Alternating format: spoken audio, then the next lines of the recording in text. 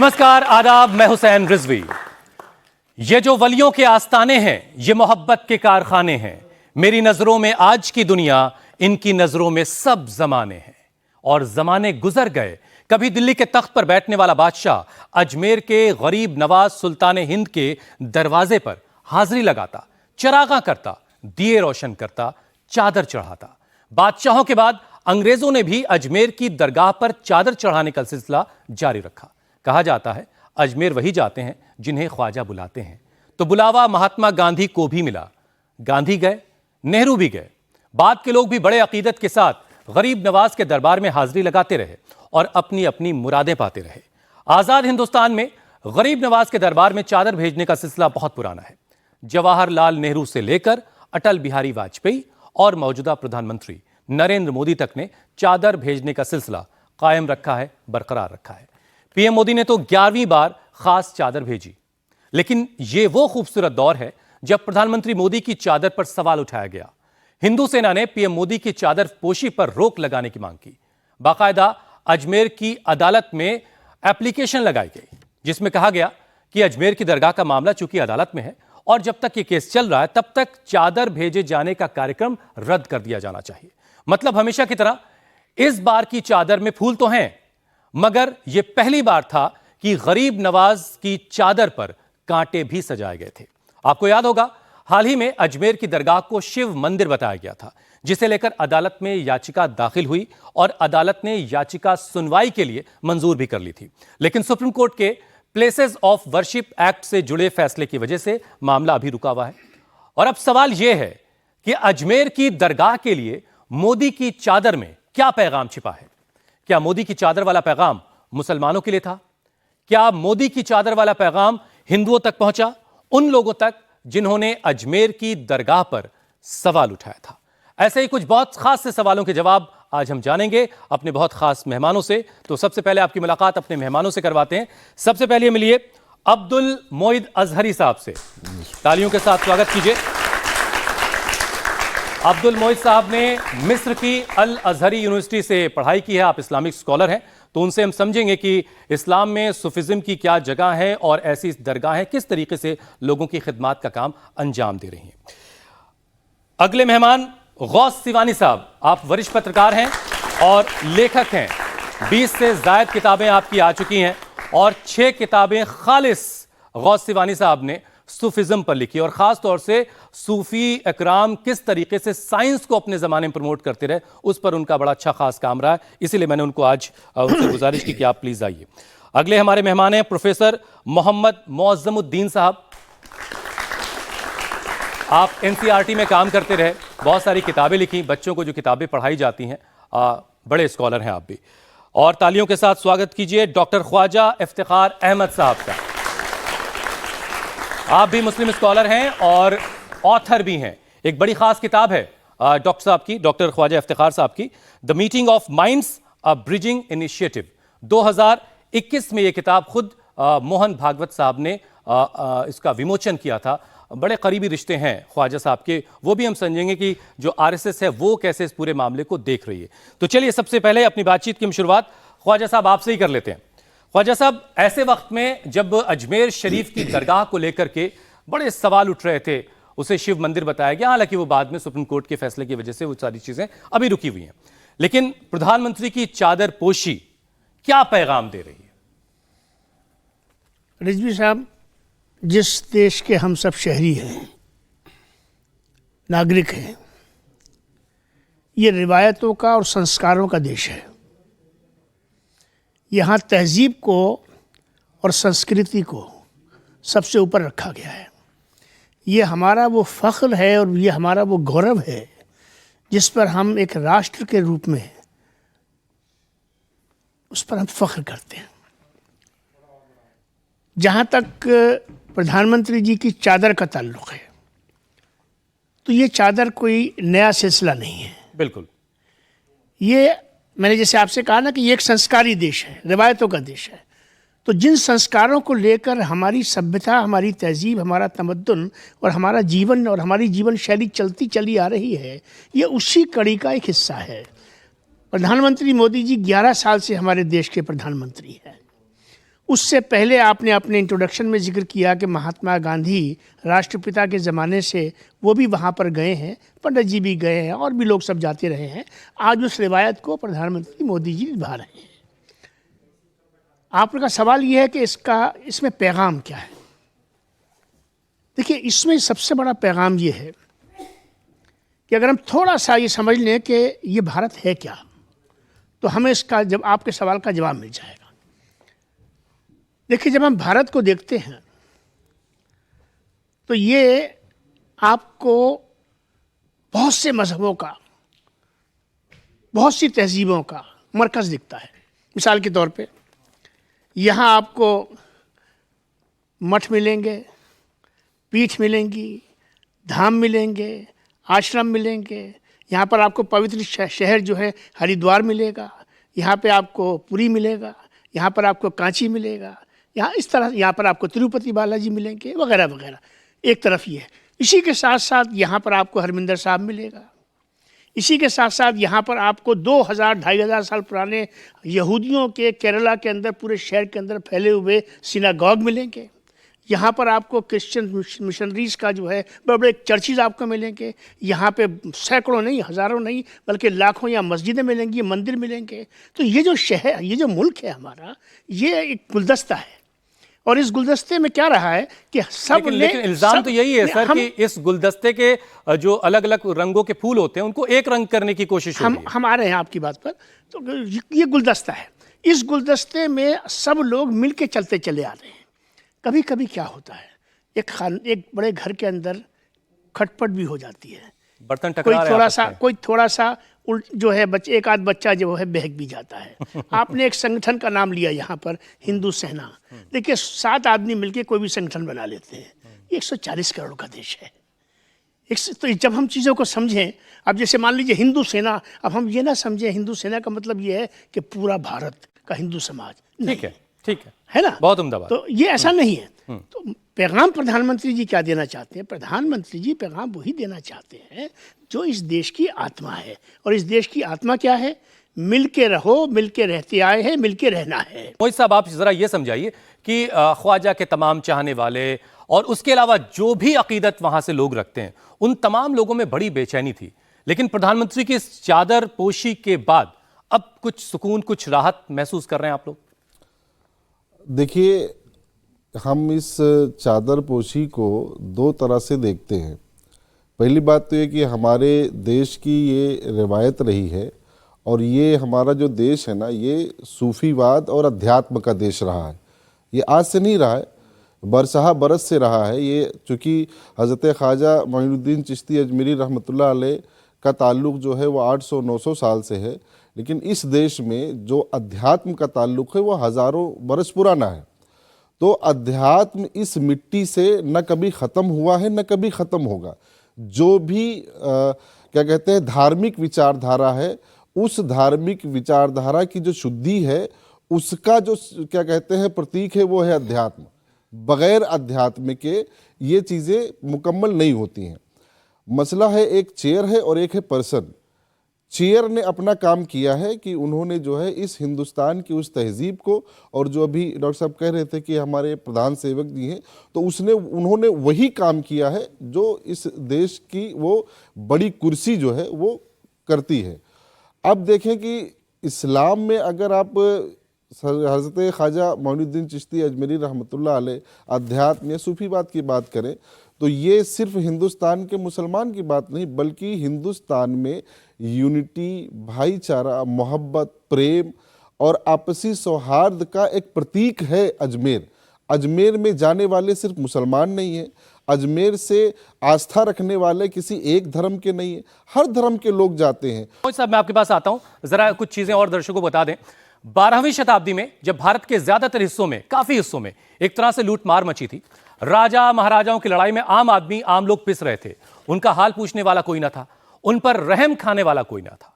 उस दौर में हजरत ख्वाजा मोइनुद्दीन चिश्ती रहमतुल्लाह अलैह ने लोगों के जख्मों पर मरहम रखा, लोगों को प्यार, मोहब्बत, हमदर्दी, एकता और बराबरी का संदेश दिया। उनकी तकलीफों की फिक्र की, प्यासों के लिए पानी, भूखों के लिए लंगर और बीमारों के लिए इलाज और मुसाफिरों के लिए ठहरने का इंतजाम किया। वो और उनके मुरीदों ने ऊंच नीच, जात पात और हर एक भेदभाव को भुलाकर उससे ऊपर उठकर लोगों का दुख दर्द बांटा, हर एक गरीब की फिक्र की, और इसीलिए गरीब नवाज वो बन गए। राजे महाराजे, सरदार सुल्तान, जागीरदार तो लोगों को के ऊपर बाहरी तौर पर एक तरीके से शासन करते हैं, लेकिन गरीब नवाज दिलों पर राज करते रहे। ब्रिटिश काल में लॉर्ड कर्जन ने कहा था कि भारत में एक कब्र ऐसी है जो लोगों के दिलों पर राज करती है, जहां के लिए देश ही नहीं बल्कि विदेशों से अकीदत से भरी हुई चादरें आती हैं। इस कड़ी में ओबामा से लेकर मुशर्रफ जैसे लोगों के नाम भी शामिल हैं। चलिए अब जरा बातचीत को और बढ़ाते हैं आगे। गौस साहब, आपने तो सूफिज्म पे काफी काम किया, जरा ये समझाइए कि इंसानियत का पैगाम देने वाली ये दरगाहें, ये खानकाहें, ये आस्थानें, यहां से इंसानियत का पैगाम आज के वक्त में कितना पहुंच पा रहा है? क्योंकि बार बार ये बात कही जा रही, नफरत बहुत बढ़ गई है।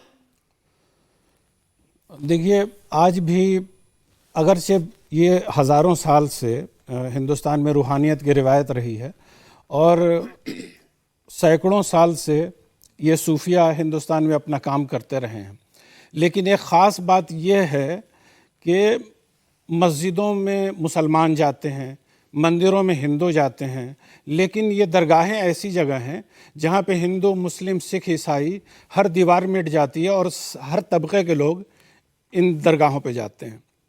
तो दरगाहों की या खानकाहों की जो मानवियत पहले थी, जो अहमियत पहले थी, अगरचे आज उसमें कमी आई है, लेकिन उसके बावजूद हम ये कह सकते हैं कि हिंदुस्तान में अगर सही मानों में इत्तेहाद का पैगाम कोई दे रहा है, हम आहंगी का पैगाम दे रहा है, समाजी मेल जोल का कोई पैगाम दे रहा है, तो यहाँ की दरगाहें हैं, यहाँ की खानकाहें हैं और सूफियों की वो परंपरा है जो यहाँ सदियों से चली आ रही है। ख्वाजा मोइनुद्दीन चिश्ती से चली आ रही है, बल्कि उससे पहले भी शुरुआत इसकी हो चुकी थी पंजाब के इलाके में। और ख्वाजा मोइनुद्दीन चिश्ती से पहले भी सूफिया आने लगे थे हिंदुस्तान में। और हालांकि ख्वाजा गरीब नवाज, ख्वाजा मोइनुद्दीन चिश्ती, ये हिंदुस्तान में आए और उन्होंने इस परंपरा को आगे बढ़ाया था। और उस ज़माने में जबकि एक तबका वो था जिसे ये इजाज़त नहीं थी कि वो कुएं से पानी पी सके या किसी ऐसे घाट से वो पानी पी सके जहाँ दूसरे लोग पानी पीते हैं। ऐसे टाइम में सूफियों ने लंगर की परंपरा शुरू की और लंगर में ये होता था कि जहाँ एक ज़मींदार आकर के बैठ रहा है, एक अमीर आदमी आकर के बैठ रहा है, वहीं पे एक गरीब भी आकर के बैठ रहा है, एक शूद्र भी आकर के बैठ रहा है। वो आदमी जिसे 4000 साल से 5000 साल से समाज से अलग कर दिया गया था, उसे भी इजाज़त थी कि वहाँ पे आकर के बैठे। इल्तुतमिश जो है वो बख्तियार काकी की दरगाह जाकर के वहाँ पर फर्श पर बैठ रहे हैं और बख्तियार काकी को सुन रहे हैं। तो आज के वक्त में वो रिश्ता हुकूमत का ऐसी दरगाहों से क्या उतना ही मजबूत है या कमज़ोर हो रहा है? प्रोफेसर साहब ज़रा आप समझाइए, चूँकि आपने बड़ी टेक्स्ट बुक तैयार की हैं, बच्चों के जहनों को तैयार करने का काम आपका रहा है, तो किताबों में सिलेबस के तौर पर कितना हिस्सा अभी है ऐसी दरगाहों का, ऐसी खानकाहों का जो इंसानियत का पैगाम दे रही हैं, जिस पर अब सवाल उठ रहे हैं? सबसे पहले तो मैं आपको मुबारकबाद देना चाहूँगा, आपकी पूरी टीम को, इंडिया टीवी की पूरी टीम को, कि इस ज़रूरत को आपने महसूस किया और एक अहम बर्निंग इशू को आपने उठाया कि किस तरह जो है खानकाही निज़ाम हिंदुस्तान को मुतासिर कर रहा है, आवाम को खींचता रहा है। क्योंकि अगर मनफी सोच हमारे अंदर पैदा हो जाए किसी के अंदर भी, तो वो न सिर्फ इंसान की ज़ात मनफी फोर्स, जरा बच्चों को समझाने के लिए बल्कि उस मनफी सोच को अगर हम दूसरे तक नकारात्मक जो है, नेगेटिव थिंकिंग जो है, अगर वो हमारे अंदर पैदा हो जाए तो हमारी अपनी शख्सियत को भी बर्बाद कर देती है। अगर ये माशरे का हिस्सा बन जाए तो माशरा भी बर्बाद हो जाता है, सोसाइटी बर्बाद हो जाती है। मैं आ रहा हूँ। और ये सोसाइटी जो बर्बाद होती है, फिर अगर ये इसका एक आम लोगों के जहन में एक हमवार हो जाए, बन जाए, तो जाहिर सी बात उसके बुरे असरात होते हैं और बहुत देर पा बहुत दूर तक होते हैं, बहुत देर तक होते हैं। आपका सवाल ये है कि किताबों के ज़रिए हम किस तरह इस चीज़ को देखने की कोशिश करते हैं। देखिए, किताबें जो है कि बच्चों की किरदार साजी का, करेक्टर बिल्डिंग का बहुत अहम ज़रिया होती हैं। उस करंटेक बिल्डिंग के लिए हम हर तरह की चलिए चीज़ों को मैं देते बिल्कुल हैं। स्ट्रेट सवाल पूछता हूँ। अभी के वक्त में बच्चों को जो एनसीईआरटी की किताबें पढ़ाई जा रही हैं उसमें ख्वाजा गरीब नवाज पे भी कोई सिलेबस, कोई एकाध बिल्कुल चैप्टर बिल्कुल है जो क्या? है पहले भी रहा और अब भी रहा है। अभी किताबें चूँकि जो है नए सिरे से सब रिवाइज हो रही हैं, बन रही हैं। इसमें ख्वाजा कुतुबुद्दीन बख्तियार काकी रहमतुल्लाह अलैह का भी जिक्र होगा, और निज़ामुद्दीन औलिया का भी, और हिंदुस्तान के सबसे बड़े अहम सूफी जो माने जाते हैं, जो पूरे शहंशाह हिंद कहलाते हैं, वो हज़रत ख्वाजा मोइनुद्दीन चिश्ती अजमेरी रहमतुल्लाह अलैह का है। तो इनकी तालीमात को लेकर हमेशा हम लोग फ़िक्रमंद रहते हैं, एनसीईआरटी फ़िक्रमंद रहती है कि इनमें कहीं न कहीं उनको जगह दी जाती है जो है। अमीर खुसरो पर भी पिछले हमारे वक्त में बड़े इल्ज़ाम लगे कि किताबों में सिलेबस बदले जा रहे हैं और मुसलमानों से जुड़ी तारीखों को मिटाया जा रहा है। तो ऐसे इल्ज़ामात को आपने कितना सही पाया, कितना गलत पाया? देखिए, वो इल्ज़ामात वही मैंने कहा कि एक जो मनफी सोच जो है, नकारात्मक थिंकिंग जो होती है, वो तो आवाज़ बाहर से आती है। तो उस नकारात्मक थिंकिंग को अगर एनसीईआरटी मान ले या कोई भी इदारा मान ले तो जाहिर सी बात है उसका बुरा असर होता है जो है। तो इस तरह की चीज़ों से कोई ज़रूरी नहीं कि हम मुतासिर हों। ये बात सही है कि अगर हम तारीख़ के किसी एक हिस्से को निकाल दें, ना पढ़ा, तो तारीख़ जो है वो अज़ आदम ताईदम, यानी आदम अलैहिस्सलाम से लेकर अब तक जो भी तारीख़ वाक़यात होते रहे वो सब तारीख़ का हिस्सा बन जाते हैं। और इसी तरह हर मुल्क की तारीख़ अपना अपना एक अलग मिजाज होता है कि अपने हिसाब से वो तारीख़ों को देखते हैं, वाक़यात को देखते हैं। तो एनसीईआरटी ने जिस तरह देखा है तो तारीख़ के किसी हिस्सों को भी नज़रअंदाज कर देना, निकाल देना, कहीं ना कहीं उस सिलसिले को, तसलसल को हम तोड़ देते हैं। तो लिहाजा उस तारीख़ को हमें कम तो कर सकते हैं, लेकिन तारीख़ के किसी एक अहम इशू को निकाल दें जो तो नेगेटिविटी आ रही है उसमें उसको खला पैदा ख़त्म हो। कैसे करना है? इफ्तिखार साहब ज़रा अब आप समझाइए। देखिए, कुछ वक्त पहले भागवत साहब ने जब ये कहा कि भाई हर एक मस्जिद में शिवालय क्यों देखना, अभी हाल में फ़िलहाल में उन्होंने ये बात कही जिसको लेकर के बड़े हिंदू संतों ने एतराज़ जताया और ये भी कहा गया कि वो जो काम कर रहे हैं वो करें और ये काम हमारा और हम इसको देखेंगे। प्रधानमंत्री ने चादर अभी भेजी, उसको लेकर के भी बड़े सारे एतराज़ात हुए। तो ये जो नेगेटिव फोर्स है ये कहाँ से काम कर रही है और इसका मुकाबला कैसे किया जाए? देखिए, अभी एक बात जिसका जिक्र यहाँ हुआ, आपने एक सवाल किया और बड़ा अहम सवाल है जो कहीं ना कहीं उसका जवाब अधूरा है, उसको दे के भी आपके सवालात का जवाब प्लीज़। दरगाहें किस तरह से, ये जो नफ़रत पैदा हो रही है, ये जो दूरियां पैदा हो रही हैं, इसमें दरगाहों का रोल क्या है? लंगर का जिक्र आया, लंगर सब बच्चे समझते हैं, मैं समझता हूँ। दरगाहों की सबसे बड़ी खूबी ये रही कि जो लंगर होता था वो लंगर में क्या बनता था? किसी भी दरगाह में नॉन वेज नहीं बनता था, ये समझ लीजिए। मकसद क्या था? ये बच्चे भी मैं समझा रहा हूँ, ये बच्चे भी समझें और आपके जो नाज़रीन है जो इस प्रोग्राम को देखते हैं वो भी समझें कि सूफीज़म के अंदर, दरगाहों के अंदर, खानकाहियत के अंदर, आध्यात्म रूहानियत के अंदर जो है इस बात का ध्यान रखा गया कि उसने मुसलमान को एड्रेस नहीं किया, उसने इंसान को एड्रेस किया। इस वजह से वहाँ पर वो तमाम रीत वो रही, वहाँ पे वो रिवाज रहे जिसके साथ में एक इंसान, चाहे उसका कोई भी धर्म हो, कोई भी आस्था हो, किसी भी तरीके से वो कहीं से भी जुड़ा हो, वो अपने आप को उसके साथ में महसूस करे कि I am part of it, मैं इसका हिस्सा हूँ, ये मेरा हिस्सा है। और उसमें खाना एक ऐसी चीज़ होती है कि जो मैं समझता हूँ कि जो इंसान को इंसान से जोड़ने में एक बड़ा अहम रोल प्ले करती है। और भूख का तो ये है वैसे ना? भी कोई मतलब अब नहीं देखिए, होता। अब ये दरगाह अजमेर शरीफ में जो 2 देगे बनती हैं हर साल, उसके मौके पर क्या बनता है? मीठा चावल बनता है, ना प्याज पड़ती है उसमें, सारा हिंदुस्तान सुन ले इस बात को, ना लहसुन का इस्तेमाल होता है उसके अंदर सिर्फ वो चीज़ इस्तेमाल, चावल का इस्तेमाल होता है, मीठे का इस्तेमाल होता है, जिसको कि कोई भी इंसान, चाहे हमारे जैन भाई हों, चाहे हमारे बौद्ध भाई हों, चाहे हमारे सनातनी भाई हों, कोई भी हो, हर आदमी उस लंगर को, उस तबर्रुक को उसको लेता है, उसको खाता है। बिल्कुल उस तरह से जैसे कि गुरुद्वारे में आप जाइए तो वहाँ जो आपको हलवा परोसा जाता है, उस हलवे को खाने में किसी को कोई आड़ नहीं होती है। जिस हिंदुस्तान में इस वक्त हम और आप हैं, इस हिंदुस्तान में 2 नेतृत्व हैं। एक आइडियोलॉजिकल लीडरशिप है, नेतृत्व है, जो मोहन भागवत जी के पास है, बीइंग आरएसएस चीफ के सरसंचालक जिनको कहा जाता है। दूसरे जो हमारा राष्ट्र नेतृत्व है, जो पूरे राष्ट्र को चला रहा है, वो प्रधानमंत्री नरेंद्र मोदी जी के पास है।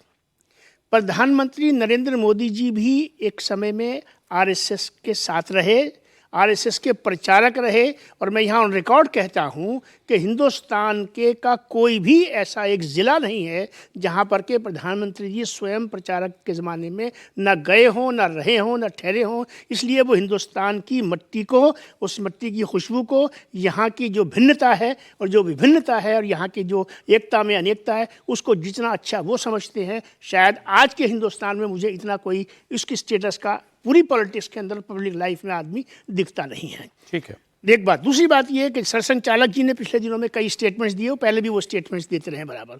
उन्होंने क्या कहा? उन्होंने एक सवाल खड़ा किया है और उस सवाल का जवाब ये चादर है। सवाल क्या खड़ा किया उन्होंने? सवाल ये खड़ा किया, और ये बच्चे जो यहाँ मेरे सामने बैठे हैं और जो पूरा हिंदुस्तान सुन रहा है वो इस बात का इसको महसूस करेगा कि इस राष्ट्र को, मैं हूँ, ये हो, आप हो या कोई भी हो, जो हिंदुस्तानी है वो कहाँ देखना चाहता है भारत को?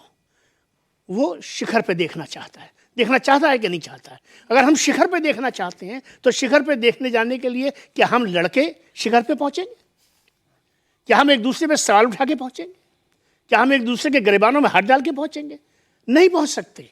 इसलिए उनका जवाब है सरसंघचालक जी के स्टेटमेंट्स कि हर जगह पर शिवलिंग तलाश मत करो, हर जगह पे मस्जिद तलाश मत करो, हर जगह पे मंदिर तलाश मत करो, हर जगह पे हिंदुस्तान तलाश करो, हर जगह पे भारत तलाश करो, हर जगह पर भारतीयता तलाश करो, हर जगह पर भाईचारे की तलाश करो। इसकी ज़रूरत है। जब हम ये तलाश करेंगे तो हम वो भारत बनेंगे जिस भारत को दुनिया रश करती है। विश्व गुरु हम ये मंदिर तलाश करके और कुएं खोद के नहीं बनेंगे भाई, हम बनेंगे एक चीज जो बहुत लोग आखिरी बात मैं कह दूं रिजवी साहब कि प्रधानमंत्री नरेंद्र मोदी, आपके प्रोग्राम का नाम है मोदी और मुसलमान। दो बातें बहुत बड़ी कहने जा रहा हूं, हिम्मत कर रहा हूं उसकी। एक तो हिंदुस्तान का मुसलमान मोदी जी को समझ नहीं सका। अगर मोदी जी को वो समझ लेता तो मोदी जी हिंदुस्तान के मुसलमान के कंधों पे होते। जितना डिसाइसिवनेस, फैसला करने की सलाहियत, क्षमता, एबिलिटी, पोटेंशियल, कैपेसिटी जितनी उनके अंदर है, आप पूरे हिंदुस्तान को किस तरह चला रहे देख लीजिए। आप आरएसएस के बहुत करीबी रहे हो, आरएसएस की टॉप लीडरशिप के बड़े करीब हैं। कभी आपकी मुलाकात होती हो या कभी आप कुछ रेमेडी पर बात करने जाते हो जी। तो एक इल्जाम बार बार ये लग रहा है कि जो फुट फोर्स है आरएसएस की, वो वही कर रही है जो वो चाहते हैं। वो कह जो रहे हैं वो दरअसल हो नहीं रहा है, या फिर ये है कि तीर कमान से निकल चुका है। क्या सिचुएशन क्या है फिर ग्राउंड पर?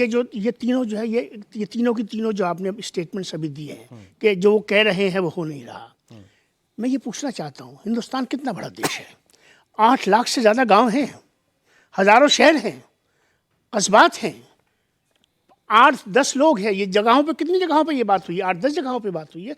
हिंदुस्तान ने तो इसको अडॉप्ट नहीं किया।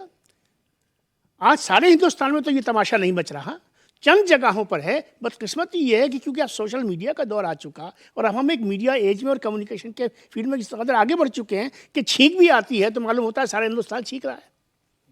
तो चंद जगहों पर कुछ बातें हुई हैं और आपने देखा कि एक आर्टिकल लिखा ऑर्गेनाइजर ने कोई ऐसी बात नहीं लिखी कि जिसको के लेकर के लोगों के अंदर भ्रम पैदा किया जाता। लेकिन क्योंकि भ्रम पैदा हो गया तो उसी संगठन के हिंदी वर्जन में जो पंजन्या के नाम से निकलता है, एक दूसरा आर्टिकल आया और उस आर्टिकल ने सरसंघचालक जी की बात को साफ कर दिया। इसलिए ये भ्रमित ना हो लोग जो हैं कि उनकी बात को सुना नहीं जा रहा, उनकी बात को सुना जाता है। ठीक है, और मैं आखिर में एक बात आपसे कहता चलूं कि बच्चे बैठे हुए हैं, बाप की बात बच्चों की समझ में थोड़ा देर से आती है, ठीक है, आ जाती है, लेकिन आ जाती है। गौस साहब जरा आप समझाइए कि जैसे कि इफ्तिखार साहब ने कहा, डॉक्टर साहब ने कहा कि माजरत के साथ, हालांकि उन्होंने कहा कि हिंदुस्तान का मुसलमान मोदी जी को समझ नहीं पाया। आप बतौर हिंदुस्तानी मुसलमान कितना समझे प्रधानमंत्री को, और जो एक दूरी बताई जाती है कि जो पिछले कुछ वक्त में बड़ी नफरतें बढ़ रही हैं, मुसलमान जो है वो अलग अलग तरह की मुश्किलों में गिरफ्तार है, आपने कैसे देखा? देखिए, इस सवाल पे आने से पहले एक और पहलू पे मैं थोड़ा सा कहना चाहूँगा। ये अजमेर में जो शिवलिंग की तलाश की जा रही है या और मस्जिदों के नीचे जो ढूंढने की कोशिश हो रही है और कोर्ट में मामले जा रहे हैं, हम हिंदुस्तान में रहते हैं जो एक डेमोक्रेटिक मुल्क है, जमहूरियत है और यहाँ पे हर किसी को आज़ादी है और ये हमारे देश की खूबसूरती है कि हर किसी को आज़ादी मिली हुई है। आप कोर्ट में भी जा सकते हैं, कोर्ट में जाने की आपको आज़ादी होती है। इस तरह से अगर किसी कोई जाता है कोर्ट में तो ये हमारी डेमोक्रेसी की खूबसूरती को जाहिर करता है कि उन्हें लगा कि ये कोर्ट में जाना चाहिए, मामला वो लेकर के चले गए। तो एक पहलू तो ये है कि लोग लेकर के जा रहे हैं कोर्ट में मामले, और इससे हमारे डेमोक्रेसी की ताकत का इजहार होता है। दूसरी बात यह है कि इस मुल्क में मुसलमान भी रहते हैं। तो आपने जैसा कहा मोदी जी को समझने की बात है, तो मोदी जी इस वक्त हिंदुस्तान के प्रधान सेवक हैं, प्रधानमंत्री हैं। वो प्रधानमंत्री जो भी होता है वो किसी एक ग्रुप का नहीं होता है, किसी एक धर्म का नहीं होता, किसी एक जाति का नहीं होता है, वो पूरे देश का होता है। और इस देश का हिस्सा मुसलमान भी हैं और वो मुसलमानों के भी प्रधानमंत्री हैं। जब इस मुल्क में सड़कें बन रही हैं तो उन सड़कों पे कोई एक धर्म का आदमी नहीं ये चलेगा, बहुत जनरल बल्कि- बातें हो हाँ। गई हैं। शिवानी साहब, अगर आप बता पाएं, क्या मुसलमानों के साथ सरकारी तौर पर कोई भेदभाव हो रहा है? मेरे ख्याल से सरकारी कानून जो हमारा है वो भेदभाव वाला नहीं है। जब तक हमारा कानून ये मौजूद है, हमारा संविधान मौजूद है, तब तक आप किसी धर्म के साथ भेदभाव नहीं कर सकते हैं। सर, मेरा नाम राष्ट्रीय है और मेरा क्वेश्चन आपसे ये है कि आज के ज़माने में, आज के दौर में हम देख रहे हैं कि जो लोग हैं, मुसलमान लोग हैं, उनके ऊपर लिंचिंग का केस बहुत ज़्यादा बढ़ रहा है। तो क्या ये हमारे जो देश है, जो हमारी लीडरशिप है, उनके बदलते हुए थॉट्स का इम्प्रेशन नहीं है? देखिए, मुझे सबसे पहला इत्मीनान ये है कि ये जो मेरी बच्ची है, इसे फिक्र है, इसके फिक्र है। कल का हिंदुस्तान मैं इसके सीने में देख रहा हूँ। बहुत उम्दा। अगर इसके सीने में ये बात आ गई कि ये गलत है, तो आप यकीन जानिए इस मुल्क के अंदर इतनी ताकत और इसके सिस्टम में इतनी तो कुव्वत, कभी इतनी आप जैसे लोग वाइब्रेंस जाते है हैं भागवत कि साहब के पास, ये सब क्या हो रहा है, रुकवाइए ये सब। देखिए, क्या लिंचिंग नहीं रुकी? लिंचिंग के बारे में सुनिए, लिंचिंग के बारे में सरसंघचालक जी ने क्या कहा? ये कहा कि जो लिंचिंग करता है वो हिंदू नहीं है। इससे ज़्यादा और बड़ी बात क्या कही जा सकती है? मेरा नाम अपूर्वा झा है और मेरा सवाल ये है कि हम भारत देश में रहते हैं और ये मेरी अपनी थिंकिंग है कि जहाँ भी तोड़ो, जहाँ भी खुदाई करो, वहाँ तो मंदिर मिलेगी, क्योंकि मंदिरों का देश है, शिवालय का देश है। तो क्या ये ज़रूरी है कि हर मस्जिद या हर जो भी चीज़ें हैं उनको तोड़कर ही देखा जाए कि मंदिरें हैं या नहीं हैं? क्योंकि ये तो नेचुरल है कि हर जगह कहीं भी खुदाई करो वहाँ मंदिर ही मिलेगी। मेरा नाम श्वेता है और मेरा इरादा किसी भी धर्म की आलोचना करना नहीं है, पर अभी आपने बात की कि नेगेटिविटी फैल रही है, नकारात्मकता फैल रही है, तो आपको ये नहीं लगता कि ये पहले से ही फैली हुई थी? ज़रूरी है कि मस्जिद मंदिर तोड़ के ही बने? भगवान का घर है, मतलब अल्लाह का घर है, अल्लाह का वो तो सब जगह है ना, वो तो कहीं भी बन सकता है। तो ऐसा क्यों हुआ कि जो पहले के टाइम पे मंदिर तोड़े गए और उन पे ही मस्जिद बनाया गया? ये मंदिरों का देश है, ये सनातन का देश है। ये असंभव है कि यहाँ आप जहाँ भी खुदाई करेंगे, यहाँ पर पुरानी चीज़ें, प्राचीन चीज़ें ही मिलेंगी आपको, चाहे वो बिल्डिंग के रूप में मिले, स्ट्रक्चर के रूप में मिले, मंदिर के रूप में मिले, मूर्तियों के रूप में मिले या किसी और रूप में मिले। ये एक सच्चाई है। इसके साथ एक और सच्चाई भी है कि हमारे इस देश में 3 धर्म यहाँ के मूल धर्म हैं।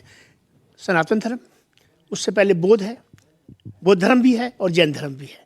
तो यहाँ पे जब हम खुदाई करते चले जाएंगे तो मैं एक वर्ड ऑफ कॉशन यहाँ पे देना चाहता हूँ कि ऐसा ना हो कि हम मंदिर तलाश करते करते मंदिर के साथ में फिर हमारे सामने कुछ और भी चीज़ें निकलनी शुरू हो जाएं। और ये कंट्रोवर्सी जो अभी बहुत कन्फाइंड है, बहुत छोटी जगहों पर है, 8-10 जगहों लेकर हो रही है, ये कंट्रोवर्सी हमें इसको आगे नहीं बढ़ाना चाहिए ताकि ये कई और कॉम्प्लिकेशन हमारे लिए पैदा ना कर दे। ये ज़रूरी है उसके लिए। और इसी कंटेक्स्ट में ये चादर का भेजना, इसी कंटेक्स्ट में मोहन भागवत जी का ये सब कहना कि इस चीज़ में मत चलिए और इसको बंद कर दीजिए सिलसिले को, क्योंकि हम पता नहीं इस चलते चलते न मालूम कहाँ जाकर कहीं ऐसी जगह ना फंस जाएं, किसी ऐसी दलदल में ना चले जाएं जिसमें से हम निकलने की कोशिश कर रहे हैं और हम उसमें फंस जाएं। ऐसा है, ये स्टेटमेंट इस तरह नहीं दिया जा सकता।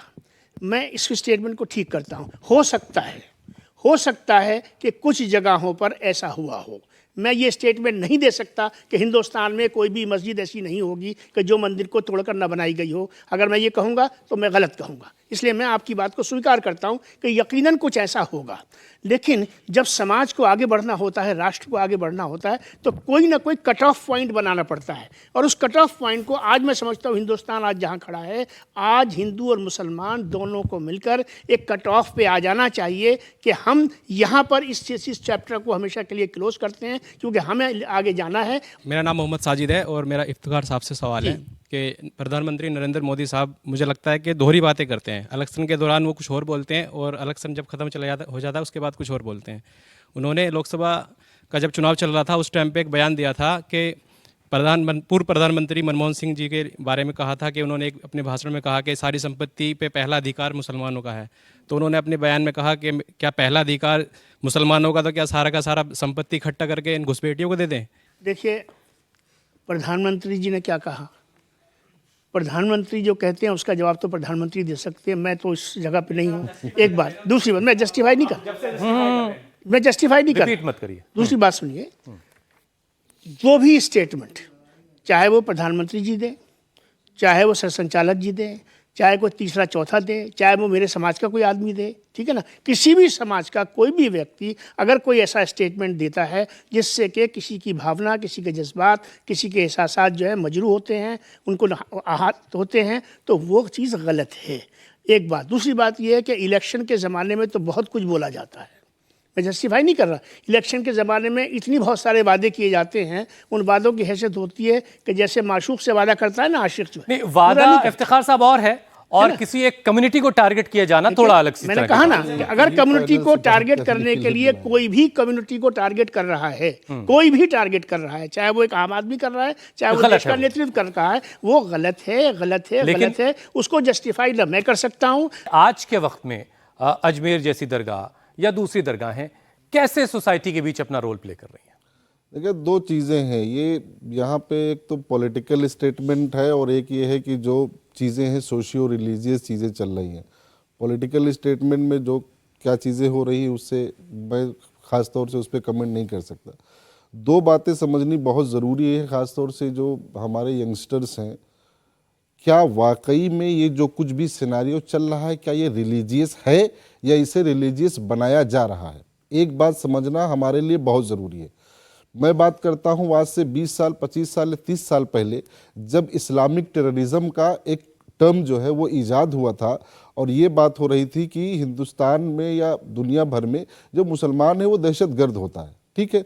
और इसके सबूत इस तरह से मिलते थे कि वाकई में मुसलमान वो माथे पे पट्टी हो बांध करके वो किसी को उड़ा देते थे, कुछ भी कर रहे होते थे। उनकी जो तादाद थी वो 1% से भी कम थी, लेकिन नाम क्या ले रहे थे? इस्लाम का ले रहे थे कि हम इस्लाम के लिए ऐसा कुछ कर रहे थे। उस वक्त हुआ क्या, 2, 4, 5, 10 वर्षों में मुसलमानों को ये समझने में इतना देर लगा कि यार ये इस्लाम का नाम लेकर के किसी इंसान को मारने की जो एक्टिविटी चल रही है क्या इस्लामिक है? 10 साल तक ये समझने के बाद फिर वो खड़े हुए और पूरी दुनिया में आतंकवाद के खिलाफ अगर कोई बिल्कुल क्या कहते हैं ऑर्गेनाइज्ड वे में खड़े हुए तो मुसलमान खड़े हुए। 10 साल उनको लग गए, जबकि तकरीबन ये हो गया था कि मुसलमान दहशतगर्द होता है, ठीक है, ये दुनिया में प्रचार हो गया था। 10 साल बाद जब हमें लगा, फिर हमें 20 साल लगा उसे रिवाइव करने में कि ऐसा नहीं है, थोड़े से लोग हैं जो इस तरह की चीजें करते हैं। आज वो हो रहा है कि हिंदुत्व जो एक क्या कहते हैं भाईचारे का, एक अध्यात्म का, एक सौहार्द का और कोई 2 साल 5 साल पुराना नहीं, हजारों वर्ष पुरानी सभ्यता है, हजारों वर्ष पुरानी एक क्या कहते हैं तहजीब है। चंद लोग उसे मजहब के नाम पर उसे डाइवर्स कर रहे हैं कि वो चाहे वो जय श्री राम के नाम पे मार रहे हो या किसी चीज के नाम पर मार रहे हो। समझना पॉलिटिकल को नहीं, समझना हमारे लोगों को है, खासतौर से यंगस्टर्स को है कि मजहब के नाम पर किसी को मारने वाला क्या वो मजहब का हिस्सा है?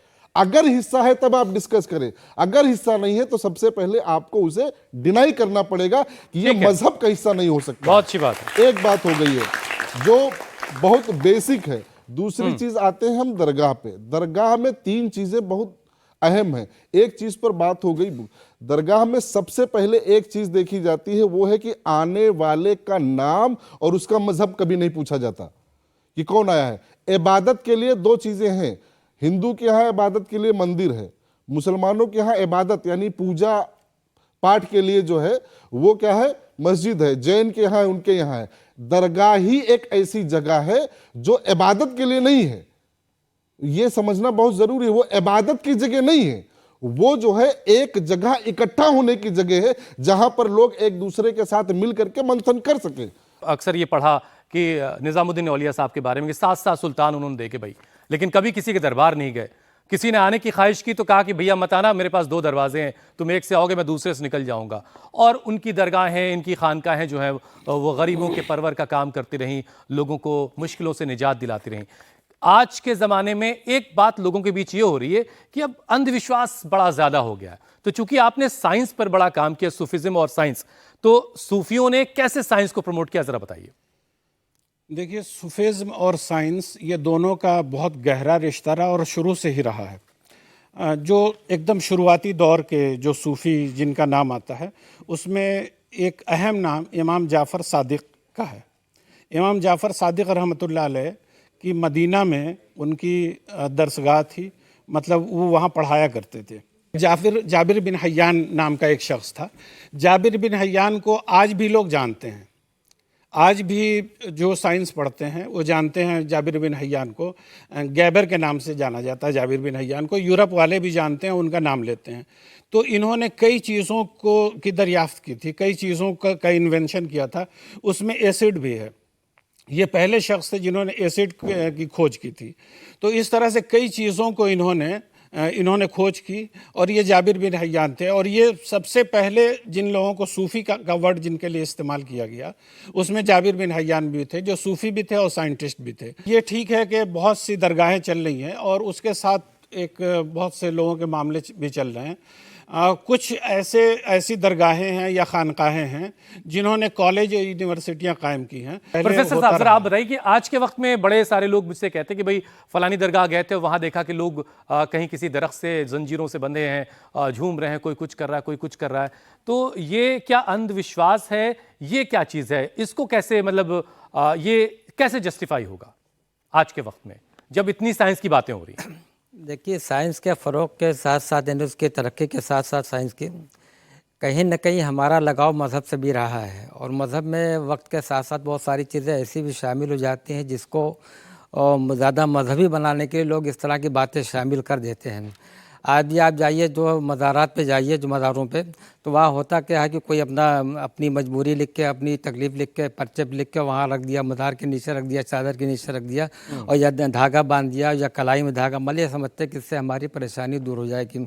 परेशानियाँ दूर होती हैं लेकिन वजह वो नहीं होती, बल्कि हमारा वो अक़ीदा वहाँ काम करता है कि हमारी उनसियत और मोहब्बत जो काम करती है वो लगाव काम करता है, जिसकी वजह से हमारा फ़ायदा होता है। एक आखिरी फाइनल कमेंट मुझे चाहिए, सिर्फ 30 सेकेंड है। ये जो चादर वाला पैगाम गया है, ये कितना असर करने वाला है? देखिए, चादर का पैगाम मोहब्बत का पैगाम है, असर क्यों नहीं करेगा? एक सिलसिला है, बराबर चल रहा है, उस सिलसिले को जारी रखा गया है और इन हालात में भी जारी रखा गया है, मुखालफत के बावजूद भी जारी रखा गया है, मामले को अदालत तक ले जाया गया, उसके बावजूद भी इस चीज़ को नहीं रोका गया है। तो ये अपने आप में इस बात का सबूत है कि हिंदुस्तान और हिंदुस्तान की जो लीडरशिप है, जो हिंदुस्तान की बुनियादी कदरें हैं, जो हमारे बुनियादी संस्कार हैं, हम उससे किसी भी कीमत पर किसी के बहकाने से, पिसलाने से या किसी के प्रोटेस्ट करने से या रेसिस्ट करने से हम उससे बैकआउट करने वाले नहीं हैं। बहुत उम्दा। यानी ये देश मिलजुल कर ही चलेगा। और ये प्रोग्राम आपको कैसा लगता है हमें ज़रूर बताइएगा। mail@indiatv news के जरिए आप अपनी बात मुझ तक पहुंचा सकते हैं। आप सीधे भी मुझसे जुड़ सकते हैं @दी हुसैन रिजवी के जरिए। वो जो गरीब नवाज है, वो जो सुल्तान हिंद है, उसे चादर की भला क्या ज़रूरत? ये तो बस एक रस्म दुनिया है जो अदा होती आई है और आज भी अदा हो रही है। ख्वाजा मोइनुद्दीन चिश्ती की दरगाह पर जलने वाली शमा कल भी रोशन थी और आज भी इंसानियत को रोशन कर रही है। एक बदनीयत झोंका जरूर आया है। कोशिश तो यही है कि इस रोशन शमा को बुझा दिया जाए, लेकिन उम्मीद की जा रही है कि दिल्ली से पहुंची चादर फानूस बन गई होगी, तो खुद हवाएं भी इस शमा की निगहबानी कर रही हैं। और तभी तो तमाम चाहने वाले कहते हैं कि फानूस बन के जिसकी हिफाजत खुद हवा करे, वो शम्मा क्या बुझे जिसे रोशन खुदा करे। बहुत बहुत शुक्रिया।